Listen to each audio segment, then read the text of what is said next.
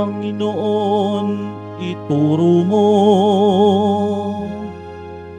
na iyong landas ay sundin ko sa pagtahak sa totoo.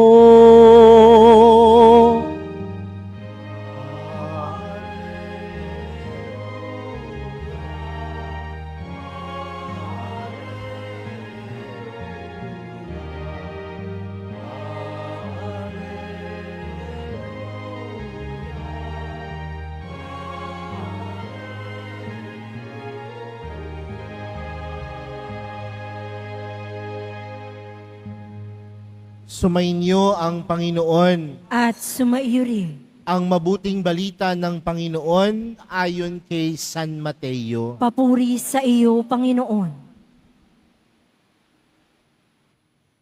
Noong panahong iyon, nagtipon-tipon ang mga Pariseyo nang mabalitaan nilang napatahimik ni Jesus ang mga Saduseyo.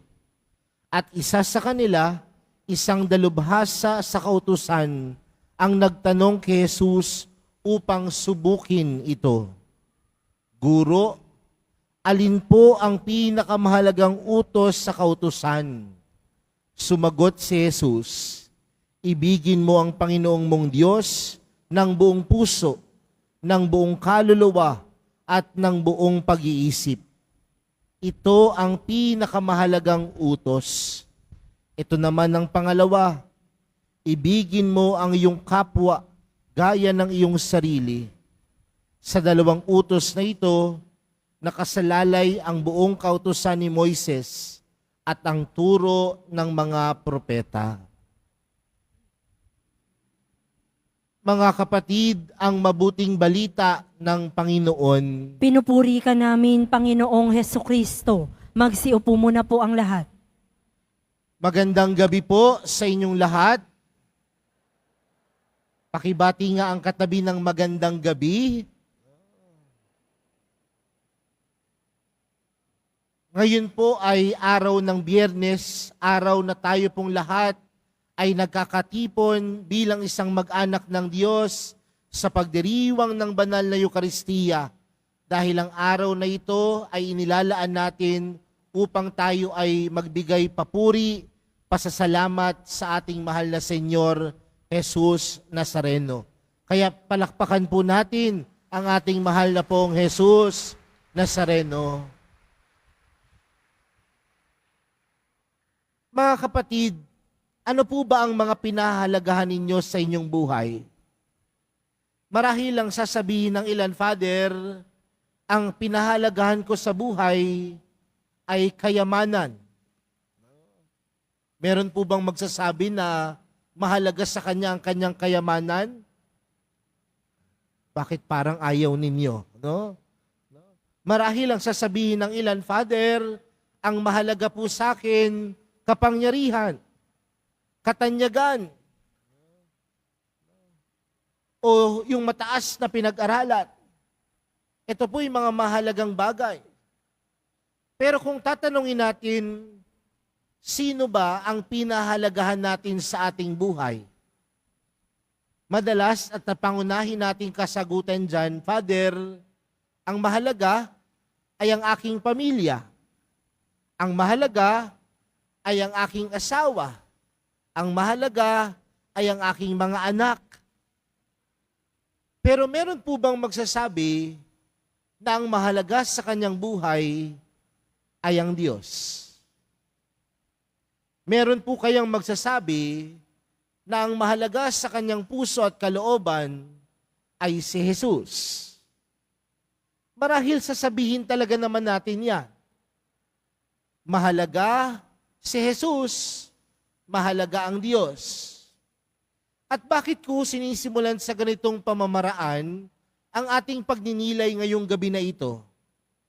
Dahil aminin man natin o hindi, ang mga bagay na pinahalagahan, ang mga taong pinahalagahan natin, ay ang atin ding minamahal.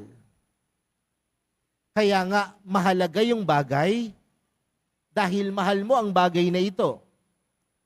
Mahalaga yung taong ito, dahil mahal mo ang taong ito. Kaya nga ang salitang ugat ng mahalaga ay ano? Mahal. At sa ating ibanghelyong napakinggan, ang mga Pariseyo sinubok si Jesus. At ano ang katanungan nila kay Jesus? Sa mga utos po, ano ang pinakamahalaga? Sa mga kautusan, ano po ang pinakamahalaga? Ang mga Pariseyo, ang mga Saduseyo, mga bihasa po yan sa kautusan ng Diyos. Bihasa po yan sa salita ng Diyos. Bihasa po yan sa mga pangaral ng Diyos. Pero bakit gano'n na lamang ang katanungan nila sa Panginoon? Bakit? Dahil sinusubok nila si Jesus. Dahil anumang pagkakamali ng Panginoon, pwede nilang ipahuli ang Panginoon. Pero ang Panginoon, wais, matalino. Dahil alam ng Panginoon na napakaraming batas. Ang batas ng mga Hudyo, umaabot ng 10,000. At yung 10,000, pinaiksi. Ginawang 613 at 613. Pero yung 613 naging 10. At yung 10 naging 2. At ano ang pinakamahalagang utos ni Jesus? Mahalin natin ang Diyos ng ating buong puso, ng buong kaluluwa, at ng buong pag-iisip. At ano ang ikalawa? Ibigin mo ang iyong kapwa gaya ng iyong sarili. Sa madaling salita, mga kapatid, kung tunay nating mahal ang Diyos, dapat mahalaga din ang turo ng Diyos. Kung tunay nating mahal ang Diyos, dapat binibigyan din natin halaga ang Diyos. Kasi po minsan, madalas, lagi lang nating sinasabing, Panginoon, mahal kita. Pero maraming pagkakataon, kapag sinusubok na tayo sa ating buhay, nakakalimutan na natin ang pagmamahal na iyon. At yung pagmamahal na iyon, napapalitan natin ng ano? Ng sumbat, ng galit, ng hinanakit. Kaya nga maraming tao, ayaw nang magsimba, ayaw nang magdasal. Pero kung nandoon at tunay nating minamahal ang Panginoon, binibigyan siya ng halaga. At kung siya ay binibigyan ng halaga, dapat kang marunong sumunod sa kanyang turo. Dapat binibigyan mo siya ng oras at panahon. Dahil gano'n naman talaga ang pagmamahal. Ang pagmamahal nagsisimula at nakaugat sa pagsunod. Ang pagmamahal, binibigyan ng oras ang taong minamahal. At kung mahal mo ang Diyos, huwag mo lang sabihin, ipakita, gawin. Paano? Sumunod sa utos ng Diyos at bigyan ng panahon ang Diyos. Bigyan ng oras ang Diyos. Mga kapatid, magandang tingnan po yan sa buhay natin. Meron pong 24 na oras sa isang araw. At sabihin natin, yung 24 na oras na ito, ang 8 oras dito marahil para sa tulog, ang 8 oras ay pagsatatrabaho, at saan natin ginugugol yung 8 oras na natitira? Marahil para sa ating mga personal na pangangailangan. Pero wag sana nating palilipasin ng 20 oras na hindi man natin bibigyan ng oras si Jesus, tapos sasabihin mo, mahal kita. Dahil ang pagbibigay ng buong sarili, ng buong puso at ng buong kaluluwa ay nangangahulugang marunong kang sumunod at magbigay ng oras para sa Diyos. Pangalawang bagay, mga kapatid, ang pagmamahal sa Diyos ay hindi lamang naipapakita kapag ikaw ay nasa loob ng simbahan. Hindi lang nakikita yan sa paluhod-luhod. Hindi lang nakikita yan sa papikit-pikit. Dahil maraming tao, halos buong araw nasa loob ng simbahan, pero hindi naman marunong magmahal ng kapwa.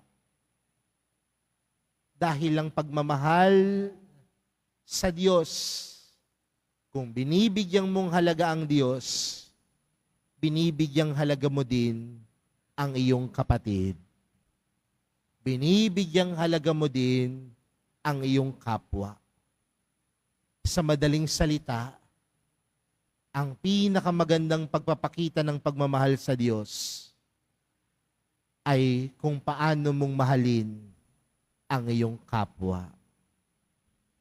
Ang pagsasalamin sa pagmamahal sa Diyos ay nakikita kung paano mong tunay na mahalin ang iyong kapatid o kapwa. Kaya mga kapatid, sa araw na ito, pinapaalalahanan tayo ng Panginoon. Tandaan natin na ang bawat isa sa atin mahalaga sa Diyos. At yung kahalagahan natin sa Diyos, ipinakita niya nang ipinagkaloob sa atin si Jesus.